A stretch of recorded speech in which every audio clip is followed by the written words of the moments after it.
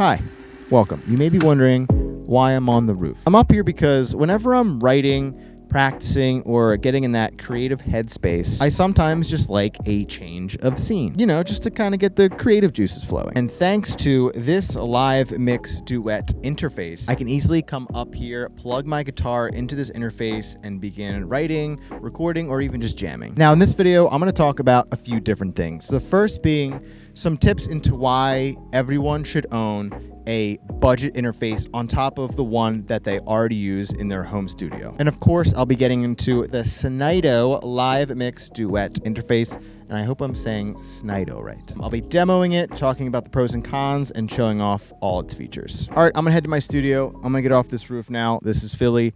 Anything can happen at any moment.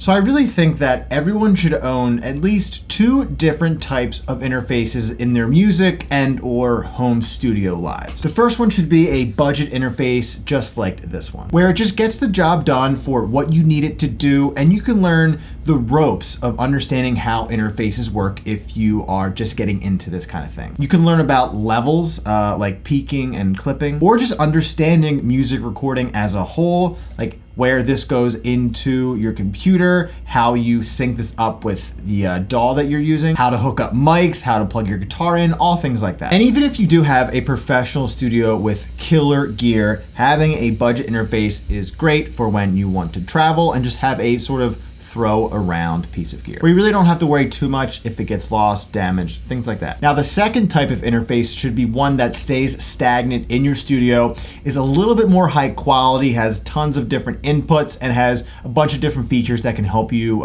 do a bunch of different things. Now, I'm not going to get into like the detailed differences of this $70 interface and my home studio around $600 interface, but I will compare the differences of how each sounds when I plug my microphone directly into them. Now, besides from me being on the roof, the rest of this video, you've been hearing my microphone plugged into the PreSonus Studio 192. And that's only because it's already hooked up to my whole system here, and I also wanted to kind of like show you this thing throughout the video. But real quick, let's hear the comparison of my Warm Audio 47 Junior going through this interface and then my other one. So what you're hearing right now is my condenser mic about 2 feet away going through the PreSonus Studio 192. And now what you're hearing is my condenser mic the same distance away going through the live mix duet. Now, I'm not adding any compression or EQ to any of these. So in the middle of this comparison, there's one thing that I noticed about the live mix duet. So the level for input 1 is cranked, and the volume is not as loud as compared to the PreSonus. And the PreSonus level is not all the way up at all. Now, this is not the biggest deal at all because, like I said, you can always add EQ, compression, you can always make the volume a little louder in your DAW itself. But like I said, this level's all the way cranked. I'll bring it down to the middle. So this is the middle of the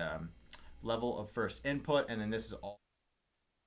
I don't think you can hear me at all, but now we're going all the way back up. This also has a lot to do with me being a certain distance away from the microphone. I don't like having my microphones in my shots. That's why it's about 2.5 feet away. But if you were recording vocals and it's like right here, this should not be a problem at all. So the live mix duet is actually really easy to use, which is great for those just entering in the world of music production, and even for those just wanting something super simple to navigate as they use it for traveling or whatever else. So it's got 2 inputs for XLR or line in, a headphone jack, a 48V phantom power button, 2 instrument/line in switches, a monitor level, gain controls to control the levels of your instrument or mics, a USB-C on the back of it that connects to your computer or phone, and a line out for your monitors. Now, it's very delicate and light, which is great for portability. Now, it's not made of metal. It seems like some type of hard plastic, which could be a turnoff for some, but if it sounds good,